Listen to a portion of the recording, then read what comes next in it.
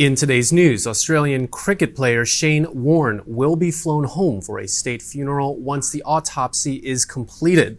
Meanwhile, Russians overseas get cut off from the SWIFT banking system, and Joe Ferrari's lawyer fights back. Details on these stories coming up in this program.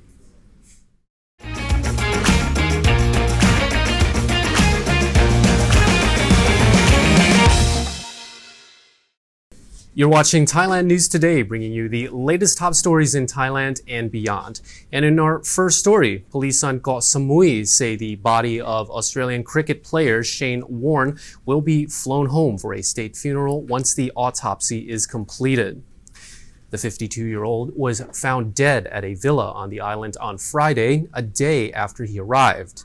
The player is thought to have died of a heart attack. According to a report, his body has been transferred from Thai International Hospital Samui to Surathani Hospital, where an autopsy will be carried out. Yutanasi Sombat, superintendent of Bawput Police, says the body was transported by the Seatran Ferry Company, supervised by Alan McKinnon, Australian ambassador to Thailand. According to a report, Warne suffered from asthma and heart disease and reportedly experienced chest tightness while still in Australia. Officials plan to speak with everyone who was traveling with the cricket legend, as well as questioning 4 massage staff and 2 hotel workers. Warne's family are coordinating with the Australian embassy in order to have his body flown home. He had arrived at Samujana Villas in Bawput on Thursday, and after receiving a negative PCR test result the following day, he had visited a suit store at around 1 p.m. and then called a masseur to his villa at around 3 p.m.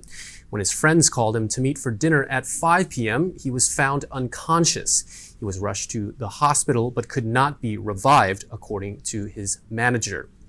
Investigating officers say there were no indications of a struggle in his room, nor did they find any narcotic substances.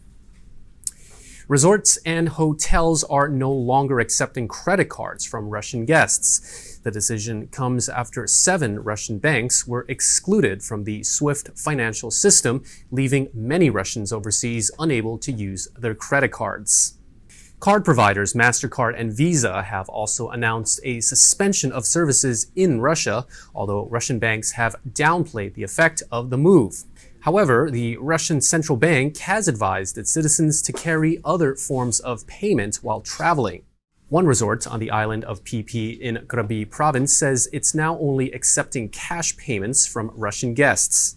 In Thailand, the Melia Hotel Group says a number of Phuket properties have been consulting with the Bank of Thailand about the issue facing Russian tourists as they attempt to find a way to accept payments from their guests.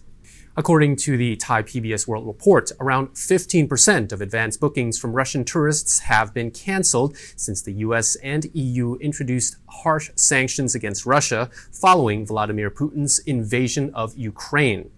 Until recently, Thailand was welcoming around 700 Russian visitors a day under the Test and Go entry scheme. Since the start of March, this has dropped to fewer than 400 a day. Russians traditionally favor the beach destinations of Phuket, Krabi, and Koh Samui during the months of March and April, with most staying for between 7 and 21 days. Since Thailand's reopening on November the 1st, over 63,000 Russian visitors have arrived in the kingdom, generating around 1.4 billion baht in tourist revenue. Former police chief Thitisan Uttanapon, aka Joe Ferrari, is calling for human rights observers to be blocked from attending his trial for torture and murder. Gee, I wonder why. Thitisan, who has been nicknamed Joe Ferrari because of the lavish lifestyle he lived and the luxury cars he accumulated while on a policeman's salary, has asked the criminal court to stop the rights observers from attending his trial. Thitisan and several other officers are on trial accused of killing a drug suspect during questioning by suffocating him with plastic bags. The incident took place in the northern province of Nakhon Sawan last April and came to light when CCTV footage was leaked, causing a storm of protest among the general public.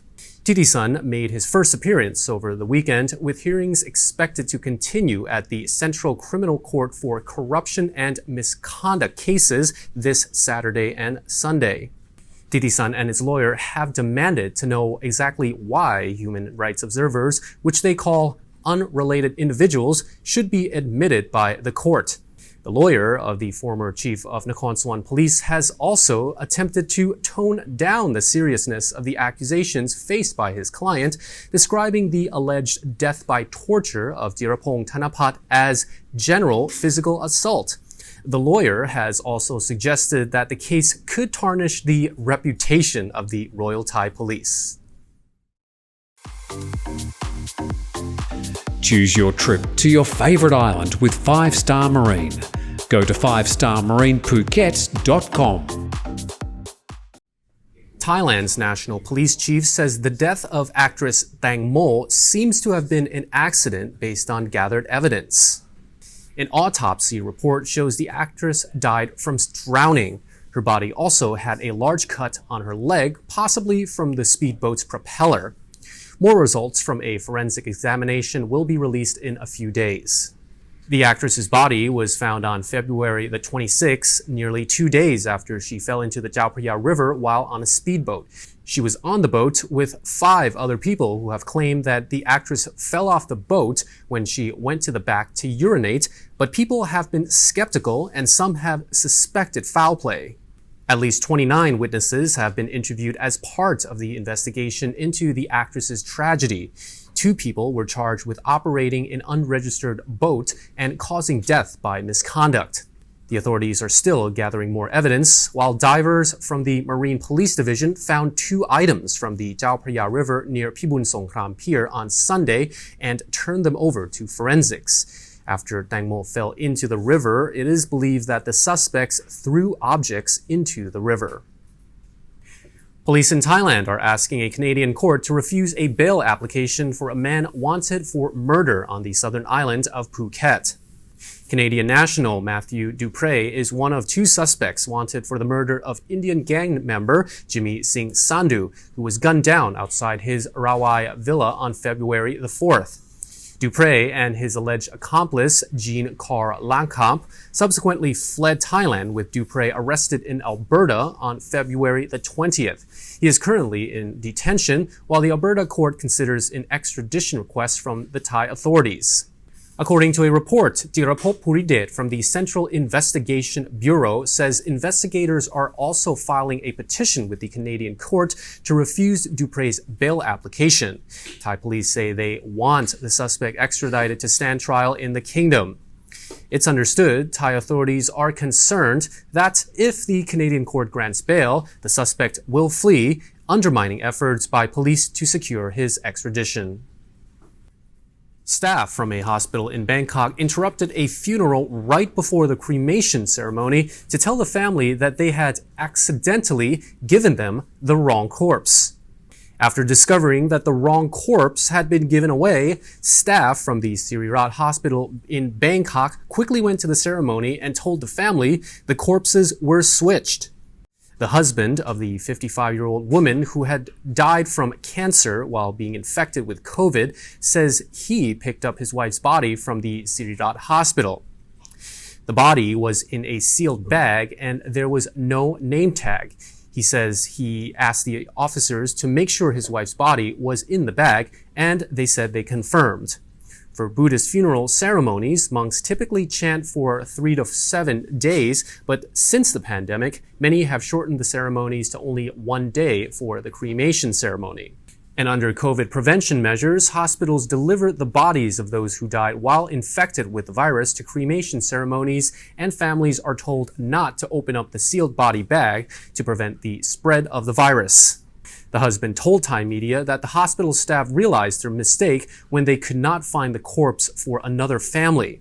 Since he had lost his trust in the hospital, he asked staff to open the bag so he could confirm that he had been given his wife's body. The hospital issued a letter apologizing for their mistake, adding that the hospital will investigate and prevent similar incidents from happening in the future. That concludes our report. Thailand News Today will be back tomorrow. Meanwhile, check out the other videos that just popped up here, and you're not up to date on the Thaiger.